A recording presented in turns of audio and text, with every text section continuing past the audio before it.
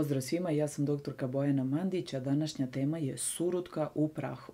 Kažu da je još Hipokrat govorio o lekovitim efektima surutke i da se surutka dugo vremena smatra napitkom koji okrepljuje, koji je bogat proteinima, mineralima, vitaminima, da je veoma lekovita i tako dalje. Međutim, danas ono o čemu bih želela da vam pričam je o surutki u prahu i da li i nju krase ove neke lekovite osobine i koliko su stvarno dokazani, naučno dokazani efekti, lekoviti efekti surutke. Kada kažemo da je još Hipokrat govorio o surutki, treba postaviti pitanje i treba se zamisliti o kakvoj surutki je govorio Hipokrat. Znači, sigurno nije govorio o surutki u prahu, jer danas smo navikli na različite proizvode mlečne industrije i više ne uzimamo u obzir kako oni nastaju, kojim procesom proizvodnje nastaju i kako dolaze na našu trpezu i kako ih mi koristimo svakodnevno. Već se, vezujemo za Hipokrata i kažemo Hipokrat je govorio o lekovitim efektima surutke, ali Hipokrat je govorio o mleku životinja koje slobodno pasu travu, koje su po ceo dan na suncu, koje jedu zdravu hranu i koje daju zdravo mleko, pa i tu surutku.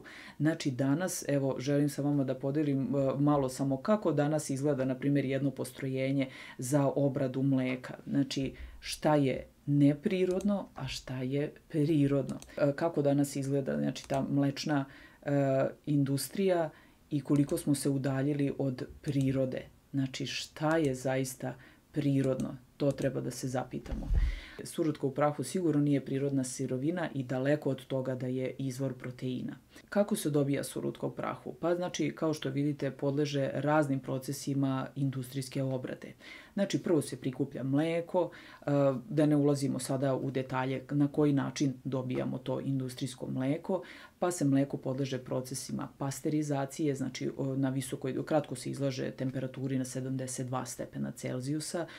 Mlečna industrija tvrdi da se na taj način ne uništava ništa dobro u mleku, međutim to verovatno nije istina. Dolazi do uništavanja određenih enzima, vitamina, menja se struktura i tako dalje, ali opet kažem, ajde sad da ne ulazimo u tu priču, prosto mleko se mora pasterizovati zbog zdravstvene bezbednosti.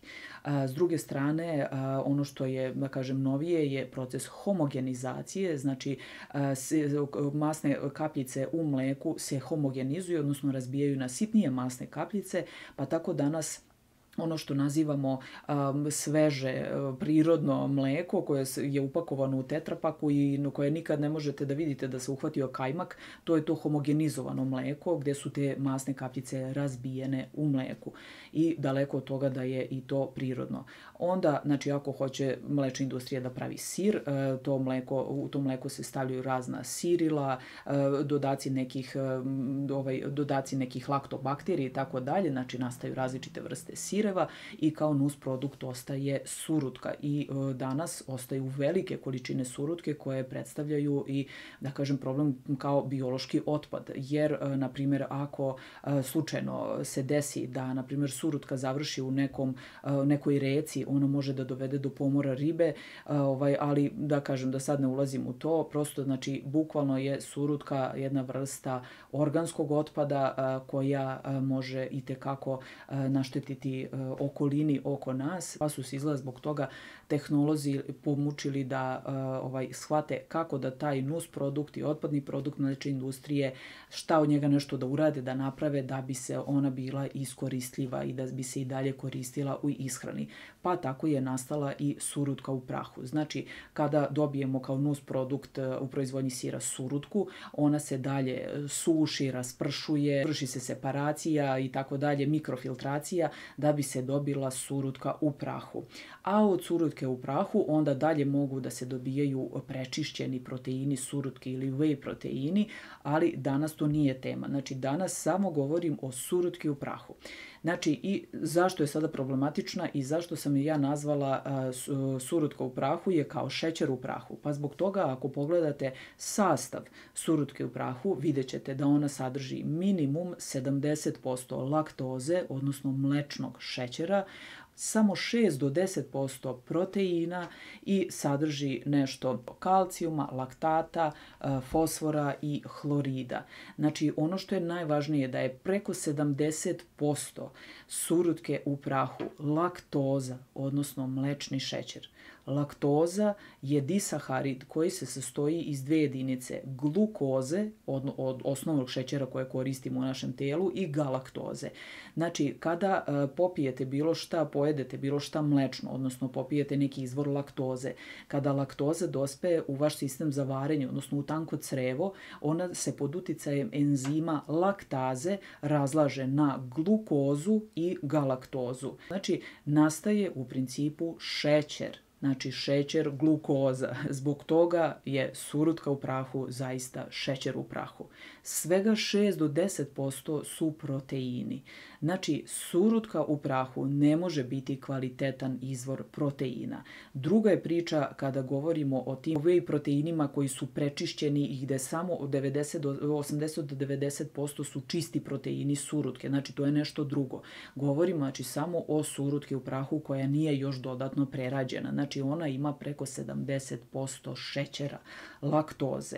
Znači, šećer će itekako da vam podigne šećer u krvotoku, insulin u krvotoku i nikako nije dobra opcija, znači, za sve one koje žele da smršaju, za sve one koje žele da dobiju mišićnu masu i za sve one koji imaju dijabetes. S druge strane, problem sa laktozom je taj što taj enzim koji imamo u crevima i koji se naziva laktaza, koji je zadužen da razbije laktozu, jer mi laktozu ne možemo drugačije iskoristiti nego dok se ona ne razbije na osnovni šećer.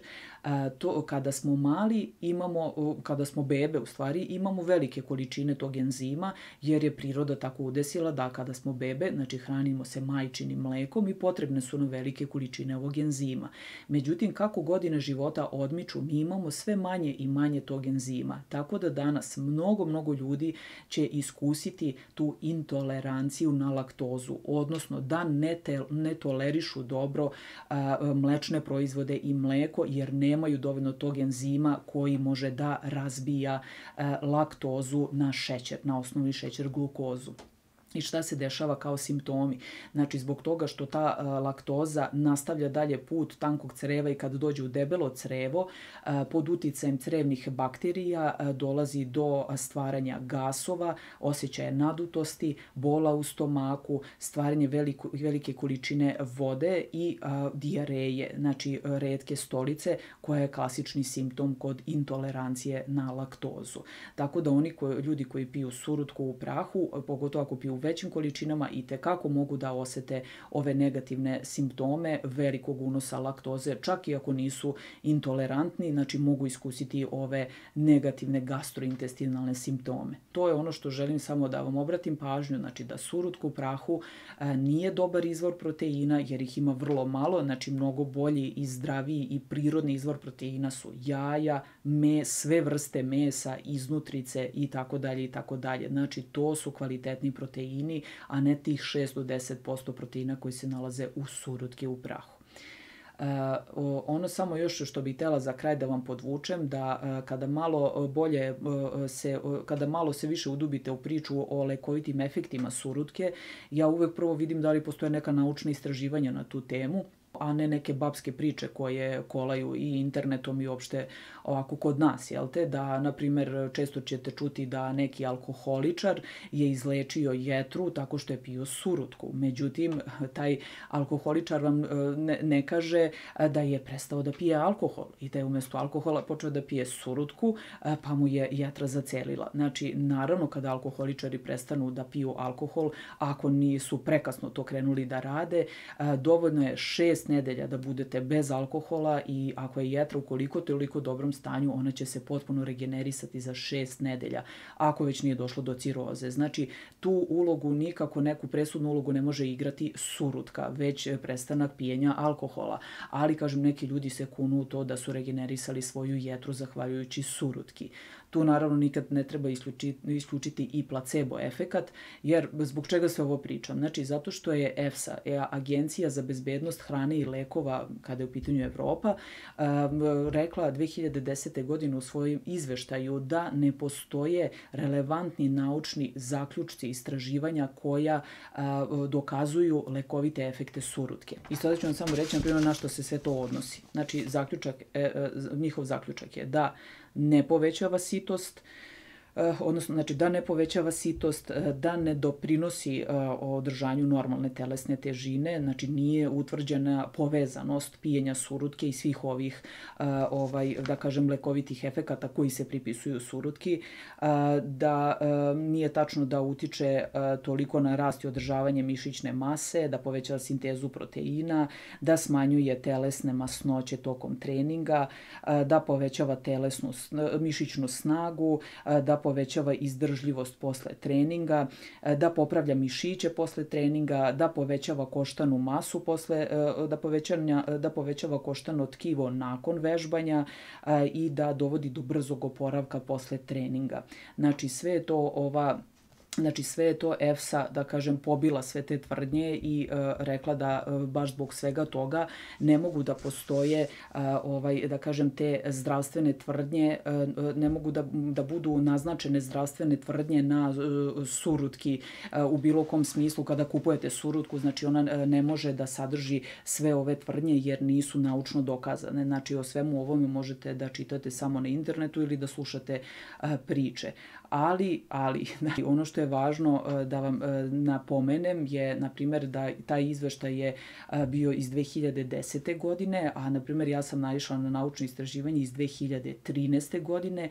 Japanci su radili to istraživanje koji pričaju o raznim lekovitim efektima surutke i, da kažem, to je potkrepljeno nekim naučnim dokazima, ali to je neka druga tema. Ako vas bude interesovala, snimit ću vam video, znači, o lekovitim efektima surutke, a ne ove surutke u prahu. Znači, samo da zaključim, znači da surutka u prahu je izvor laktoze, a ne izvor proteina. I znači nemojte piti surutku u prahu kao izvor proteina i surutka u prahu nije isto što i prečišćeni surutkini proteini ili whey proteini koji danas mnogi koriste kada je u pitanju fitness. Eto, hvala vam na gledanju i vidimo se uskoro. Pozdrav!